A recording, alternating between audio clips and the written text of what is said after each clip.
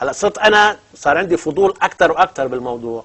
هونيك نهار بيجي واحد معه وجع ظهر مزمن وقديم، معه وجع معده، وبيقول لي كمان صاحبي بيقول لي، بخبره عن الموضوع، بيقول لي بدي اجرب. انا ببلش اجرب، بعد 3-4 ايام مرته بتقول لي بطل يشخر. قلت لها شو يعني؟ قالت لي طول عمره بشخر وشخيره مزعج، الاولاد بيسمعوه بتاني اوضه، بطل يشخر. قلت لها بطل يشخر يعني. قلت لها لاحظت وجع ظهره؟ قالت لي بقول مثل ما هو بعد وجع ظهره. قلت لها اوكي. بعد شي جمعه قالت لي بطل يسعل. قلت لها شو يعني؟ قالت لي كان يوعى الصبح يسعل بشكل مرعب، يعني الحي كله يعرف انه زوجي وعي من النوم ويسعل. قلت لها ايه؟ قال لي هلا عم يسالوني زوجك مسافر؟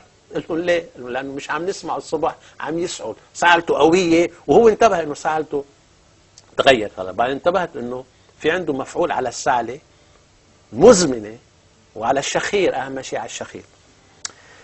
من بعدها هيدا كان تقريبا بين نيسان وايار 2010. من بعدها يمكن بهالفتره يا ايار يا حزيران بيجي استاذ كمال عباس بتعرف عليه عند مريم، وهو بيسمع عم نحكي عن الموضوع. استاذ كمال عباس موجود عندنا هون بالاستوديو هلا، اكيد بدنا نحكي معه.